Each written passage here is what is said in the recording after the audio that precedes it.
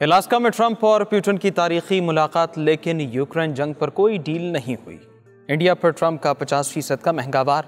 रूस से सस्ता तेल खरीदने वाला इंडिया अब अमरीकी पाबंदियों के कटहरे में है। सवाल यह है कि क्या इंडिया पर अमरीकी टैरिफ से आलमी मईशत हिल जाएगी या ट्रंप ने सिर्फ एक नए दबाव का खेल शुरू किया है।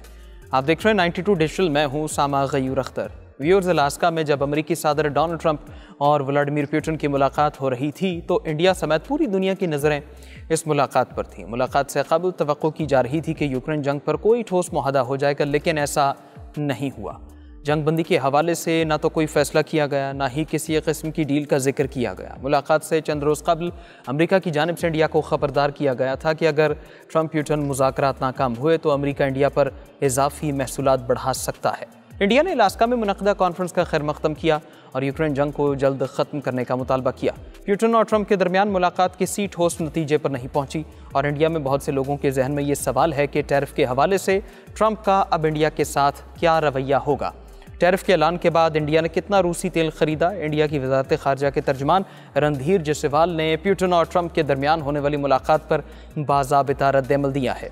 रणधीर जयसवाल ने कहा कि इंडिया अलास्का में अमेरिकी सदर डोनाल्ड ट्रंप और रूसी सदर व्लादिमीर पुतिन के दरमियान होने वाली सरबराही मुलाकात का खैर मक़दम करता है। अमन के ताईं उनकी अक़ीदत इंतहाई काबिल सताइश है। इंडिया सरबराही इजलास में होने वाली पेशरफ्त को सराहता है। आगे बढ़ने का रास्ता सिर्फ बातचीत और सिफारतकारी के ज़रिए तलाश किया जा सकता है। दुनिया यूक्रेन में तनाज़े का जल्द खात्मा देखना चाहती है। मुलाकात से कबल ट्रंप ने अपने तैयारे में अपने साथ सफ़र करने वाले सहाफ़ियों से बात की। ट्रंप ने दावा किया कि उनके महसूलात ने इंडिया को रूस से तेल खरीदना बंद करने पर मजबूर किया। ट्रंप ने कहा कि रूस ने अपने तेल के लिए एक बड़ा गाहक खो दिया जो इंडिया था। तेल की तिजारत का 40% इंडिया खरीद रहा था। अगर मैं अब सानवी पाबंदियां लगाता हूं तो ये इनके लिए तबाहकुन होगा। इंडिया ने ट्रंप के इस बयान पर कोई रद्दअमल नहीं दिया। ट्रंप के टैरिफ के ऐलान के बावजूद ऐसी इत्तलात हैं कि इंडिया की रूसी तेल की खरीदारी पहले के मुकाबले में 2 मिलियन बैरल यौमिया हो गई है। एक आलमी रियल टाइम डाटा और तज्जियाती कंपनी किपलर के मुताबिक अगस्त के पहले निस्फ में समंदर पार से इंडिया पहुंचने वाले खाम तेल के 5.2 मिलियन बैरल यौमिया में से 38% रूस से आए। रूस से दरामदात 20 लाख बैरल यौमिया है, जो जुलाई में 16 लाख बैरल यौमिया थी। अमेरिकी सदर डोनाल्ड ट्रंप ने इंडिया पर 50% टैरिफ आयद किया, जो कि एशियाई खित्ते में किसी भी मुल्क पर आयद सबसे ज़्यादा टैरिफ है। ये टैरिफ 27 अगस्त से नाफिजुल अमल होंगे।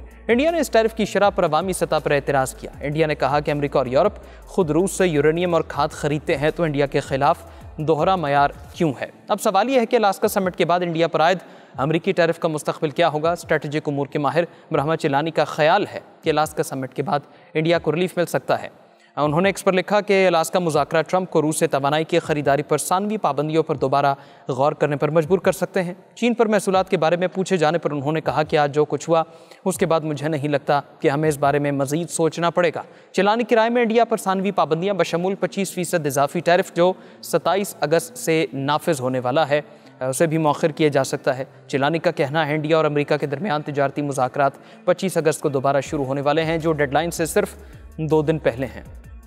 ऐसी सूरत हाल में ट्रंप ने शायद अपने लिए पीछे हटने की जगह पैदा कर ली है। वाशिंगटन डीसी में वाक़ विल्सन सेंटर के डायरेक्टर माइकल कोगलमैन ने कहा कि अलास्का मीटिंग के बाद इंडिया और अमेरिका के ताल्लुकात मज़ीद तल्ख़ हो सकते हैं। माइकल कोगलमैन ने एक्स पर लिखा, किसी मुआहदे का ऐलान न होने के बायस ऐसा लगता है कि मुलाकात अच्छी नहीं हुई।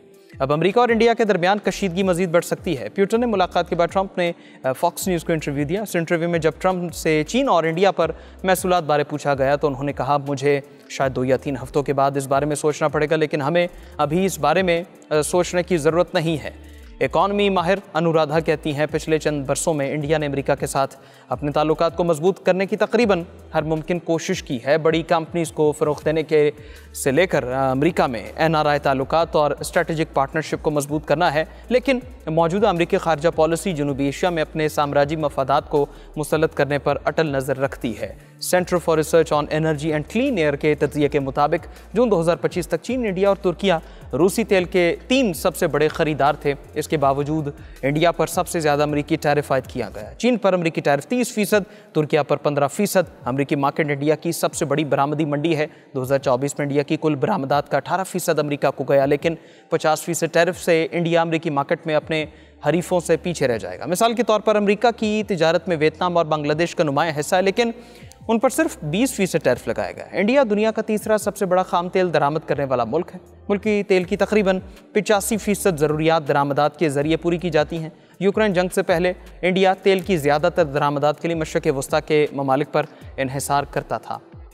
माली साल 2017-18 में इंडिया की तेल की खरीदारी में रूस का हिस्सा सिर्फ 1.3% था, लेकिन यूक्रेन की जंग के बाद हालात बदल गए। रूसी खाम तेल की कीमत गिरने से रूस से इंडिया की दरामदात में तेज़ी से इजाफा हुआ। माली साल 2024-25 तक इंडिया के खाम तेल की दरामदात में रूस का हिस्सा 35% तक पहुँच जाएगा। सस्ते खाम तेल की दस्तियाबी के बावजूद दारुल हुकूमत नई दिल्ली में पेट्रोल की औसत खुर्दा कीमत गुज़श्ता 17 महीनों से 94.7 रुपये फी लीटर पर मुस्तकम है, यानी कम कीमत का फ़ायदा सार्फिन तक नहीं पहुंचता। व्यूअर्स, अलास्का की मुलाकात ख़त्म तो हो गई, लेकिन सवाल अभी बाकी है कि क्या इंडिया पर अमेरिकी टैरिफ आलमी मईशत का नक्शा बदलेगा या फिर यह सिर्फ ट्रंप की दबाव की पॉलिसी का एक खेल है। असल फैसला आने वाले दिनों में होगा और दुनिया की नज़रें वाशिंगटन और नई दिल्ली पर जमी हुई हैं। देखते हैं हालात क्या रुख इख्तियार करते हैं। आज की व्लॉग से इतना ही, दीजिए इजाज़त, अल्लाह हाफ़िज़।